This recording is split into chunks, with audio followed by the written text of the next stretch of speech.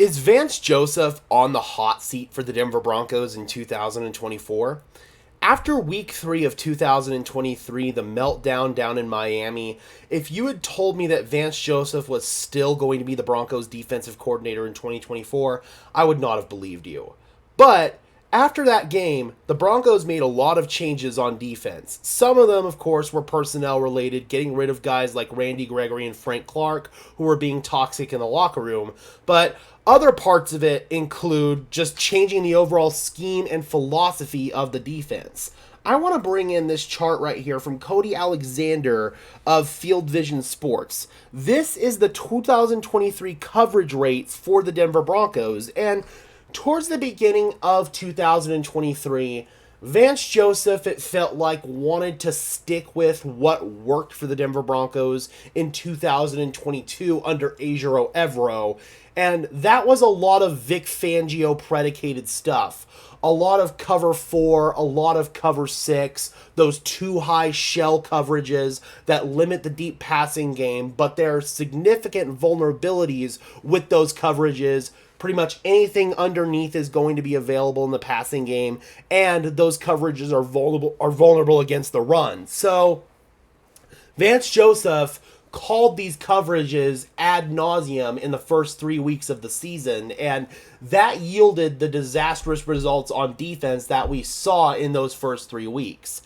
After that, he started going back to more of his single high coverage routes, his cover 1, his blitzes out of cover 1, and his cover 3, which was his true bread and butter coverage when he was the defensive play caller in Cincinnati, in Miami.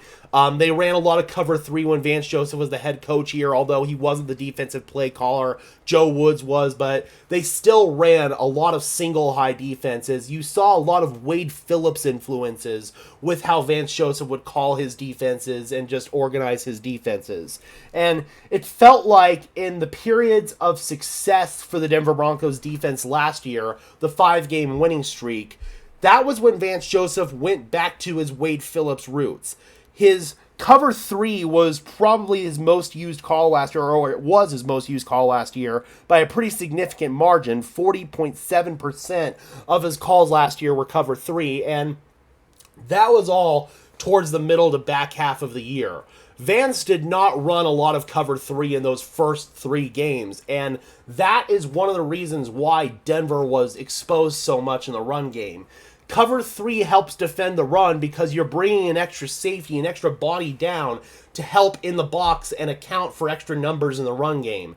When you're playing coverages that have too high safeties, you're naturally going to have less guys in the box to defend the run, and that is why the Denver Broncos got ran all over the field in that Miami game in particular, because they kept trying to play these too high coverages in order to contain the deep passing game with Tua, Tyreek Hill, and Jalen Waddle. But in turn, what the Dolphins did was just ran it down Denver's throat and then spammed that middle to intermediate part of the field where those coverage voids are when you call coverages like cover 4 and cover 6.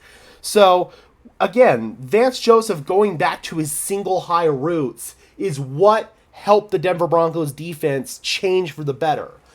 It worked until we started facing teams that just had more physicality, more speed, just better overall constructed offenses than what we could defend. You think about the Houston Texans game. You think about the Detroit Lions game, where they weren't really calling a whole lot of those too high coverages, especially on early downs, but they were on later downs. But the reason why Detroit still ran the football all over Denver in that game was because they were soft and squishy up front. Eventually, the Broncos personnel could no longer keep up that level of production. The Broncos have made some personnel changes on defense this year. They're going to have multiple new starters on defense, possibly 2 new starters on the interior defensive line. I don't anticipate any new starters at edge. I don't think that Jonah Ellis is going to start at edge early on. 1 new starting linebacker in Cody Barton, potentially. or Jonas Griffith, depending on how that shakes out. A new starting boundary corner, and either Levi Wallace, Chris Abrams, Drain, or Riley Moss, whoever wins that job. The Broncos are going to have a ton of new starters, and then safety as well. Obviously, I still anticipate PJ Locke's going to start over Caden Stearns here. This is our lad's depth chart, but for sure we've got one new starter in the building in Brandon Jones. So the Broncos are going to have, 4, 5, 6 new starters on defense this year. That's something that Vance Joseph is going to have to account for. Can he trust his guys in man coverage with this new personnel on defense? Can you play single high safety all the time when you don't have a Justin Simmons on the field who can patrol all the areas of the field when you're in single high? That's something that you're going to have to take into account. And I think we could see Vance Joseph maybe pivot back to more of that Vic Fangio stuff, more of that cover 6, more of that cover 4, and that could spell trouble for the Denver Broncos defense. I have significant problems with these coordinators trying to emulate what Vic Fangio does, but they don't seem to realize Vic Fangio, in his final year in Denver, called the most cover 1 man in 2022, or in 2021, in all of the NFL. I don't know what Vic Fangio called in Miami so much in 2023, how much man coverage he called as the Dolphins defensive coordinator, but he called a ton of man coverage in his final year here in Denver. So I think that kind of lost in translation with some of these Fangio coordinators. They think that they can just run cover 4, cover 6. They can just run all these too high coverages all game long. And it, again, just leaves you exposed in the run game. It leaves you exposed in the short passing game. And you've got these quarterbacks now like Tua Tagovailoa, Jared Goff, all of these guys that make a living on taking what the defense gives you. And I would put Bo Nix in that category if he can develop. He's going to be a very similar type of player that can just eat apart these too high shell coverages.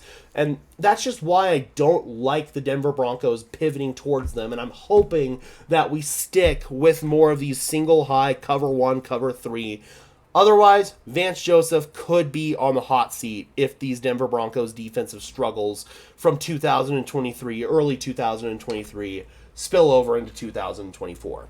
All right, Broncos country, I am curious. Do you guys feel like Vance Joseph is on the hot seat? And how do you guys feel about Vance Joseph's overall job as the Broncos defensive coordinator? Not taking into account anything from his head coaching stint here, just how do you think has he done as the Broncos defensive coordinator? Drop those comments down below. I would love to hear your thoughts as always. Be sure to leave a like on this video as well as subscribe to the channel. I would really appreciate it, guys. We are getting closer and closer to 3,500 subscribers. We are trying to get there by the end of the week. We've got press conferences and OTAs continuing tomorrow. Media is going to be out there, so I believe that we can hopefully hit it tomorrow.